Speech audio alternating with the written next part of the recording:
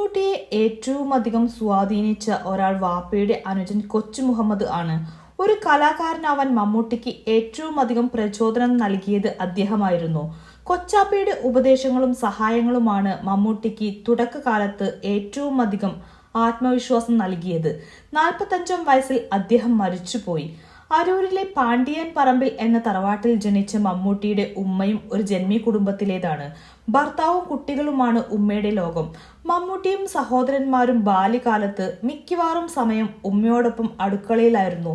ഉമ്മയെ ചുറ്റിപ്പറ്റി നിന്ന് സ്കൂളിലെയും നാട്ടിലെയും വിശേഷങ്ങൾ പറയലാണ് പ്രധാന നേരം പോക്ക്. ചെമ്പിലെ saint Thomas LP school, Chandiroor government high school, Kulasekharamangalam government high school എന്നിവിടങ്ങളിലായിരുന്നു മമ്മൂട്ടിയുടെ സ്കൂൾ ജീവിതം. സ്കൂൾ കാലം മുതലേ കലാപരിപാടികൾക്കുള്ള ഒരു അവസരവും മമ്മൂട്ടി നഷ്ടമാക്കിയിട്ടില്ല. പാട്ടായാലും നാടകമായാലും മുന്നിൽ തന്നെ ഉണ്ടാകും. എല്ലാ അധ്യാപകരുടെയും ഓമനയായിരുന്ന മമ്മൂട്ടി പഠിത്തത്തിൽ ശരാശരി ആയിരുന്നില്ല, ഒന്നാമൻ തന്നെയായിരുന്നു. ഏതു മേഖലയിൽ ഇടപെട്ടാലും അവിടെ ഒന്നാമനാവണം എന്നത് മമ്മൂട്ടിയുടെ കടുത്ത വാശിയാണ്. ഈ മർക്കടമുഷ്ടി ചെറുപ്പം മുതലേ ഉണ്ട്.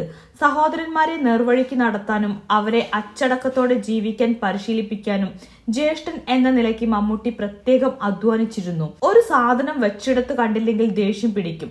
ഭയങ്കര പെർഫെക്ഷനിസ്റ്റ് ആണ്. മമ്മൂട്ടിയെ എല്ലാവരും ചൂടൻ എന്ന് വിളിക്കുന്നതിന് പ്രധാന കാരണം അച്ചടക്ക കാര്യത്തിൽ അദ്ദേഹത്തിനുള്ള പിടിവാശിയാണ്. എങ്കിലും സഹോദരങ്ങളെയും സുഹൃത്തുക്കളെയും ഇത്രയധികം കെയർ ചെയ്യുന്ന മറ്റൊരാളെ കാണാനാവില്ല. മക്കൾക്ക് കല്യാണപ്രായമായിട്ട് പോലും ഇബ്രാഹിം കുട്ടി മമ്മൂട്ടി പറഞ്ഞതിനപ്പുറത്തേക്ക് ചെയ്തിട്ടില്ല. മമ്മൂട്ടിയുടെ ഉമ്മയുടെ സഹോദരൻ വഴിയാണ് സുൽഫത്തിന്റെ ആലോചന വന്നത്. അതിനു മുൻപ് പലരെയും പെണ്ണു കണ്ടെങ്കിലും സൗന്ദര്യം ബോധിച്ചില്ല.